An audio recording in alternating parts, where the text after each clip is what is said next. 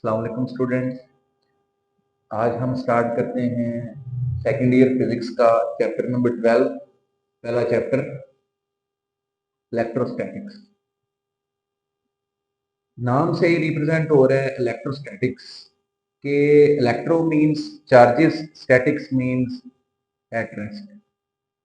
तो इस चैप्टर में हम पढ़ेंगे चार्जेस को एट रेस्ट। आप इसको डिफाइन कैसे कर सकते हैं इलेक्ट्रोस्टैटिक्स को? It is the branch of physics in which we study about the charges at rest. इसमें सबसे पहली बात आपने मैट्रिक में भी पढ़ा होगा कि चार्ज क्या होता है। ये मेरा ख्याल है कोई आंसर नहीं कर सकेगा कि चार्ज क्या है, डिफाइन नहीं कर सकेगा। आप लोग ये कहेंगे कि पॉजिटिव और नेगेटिव चार्ज, लेकिन आप प्रॉपर डेफिनेशन चार्ज की नहीं कर सकेंगे। तो what is the proper definition of charge?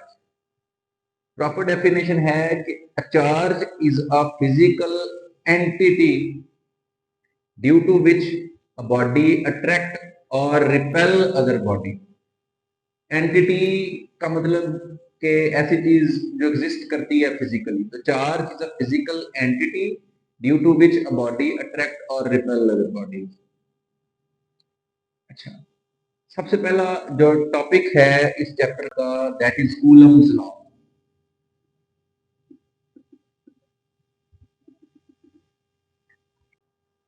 Coulomb was a French military engineer.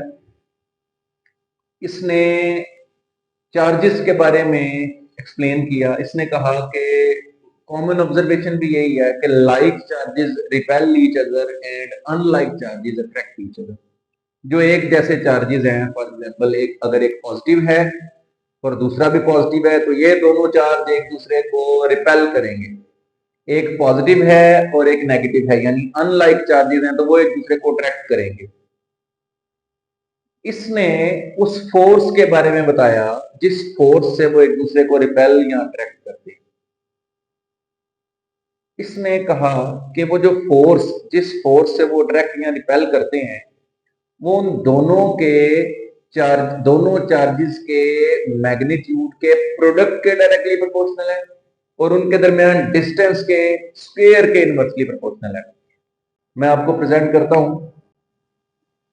Force जो है that is directly proportional to Q1 multiply by Q2। If we have two charges, ये positive, दूसरा भी आप पॉजिटिव कंसीडर कर लें, इसका magnitude Q1, इसका मैग्नीट्यूड Q2, ये डिस्टेंस इनके दरमियान R है।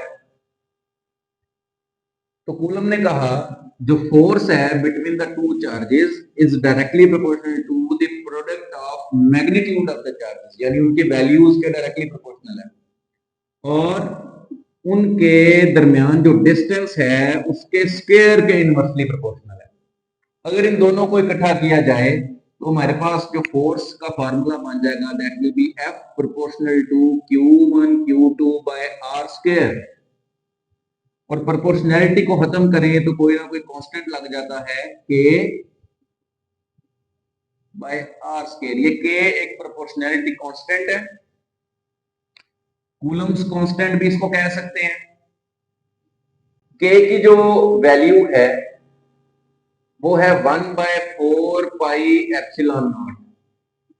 फार्मूला इसका वैल्यू 10⁻⁹ 9 मल्टीप्लाई बाय 10⁻⁹।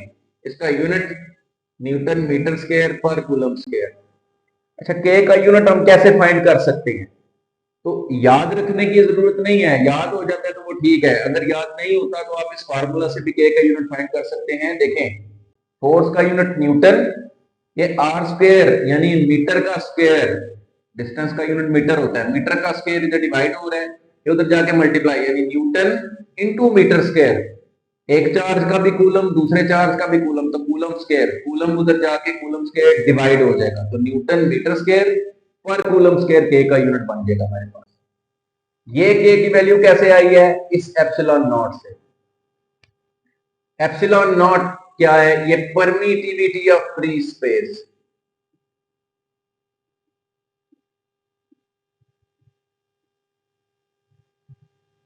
ये कांस्टेंट क्वांटिटी है, इसकी जो वैल्यू है दैट इज 8.85 इंटू 10⁻⁻12 और क्योंकि देखें के और ये आपस में रेसिप्रोकल है, तो इसका यूनिट के यूनिट से अपोजिट होगा, कूलम स्क्वायर पर न्यूटन पर मीटर स्क्वायर।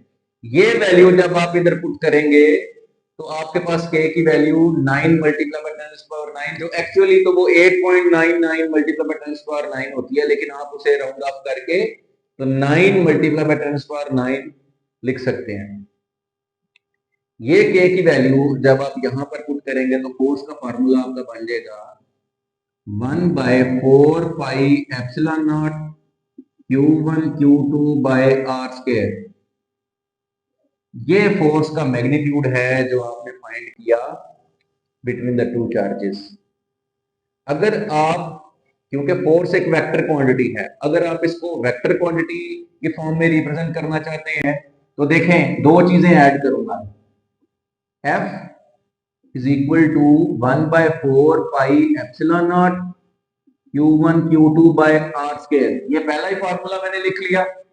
जब वेक्टर फॉर्म बनाते हैं तो इसके ऊपर एरो आ जाएगा और आगे एक यूनिट वेक्टर, क्योंकि ये सारा पोर्शन ये मैग्नीट्यूड है और यूनिट वेक्टर जाहिर करेगा डायरेक्शन को, तो मैग्नीट्यूड और डायरेक्शन मिलके आपकी वेक्टर फॉर्म बन जाती है। ये आपने इसको वेक्टर फॉर्म में रिप्रेजेंट कर लिया।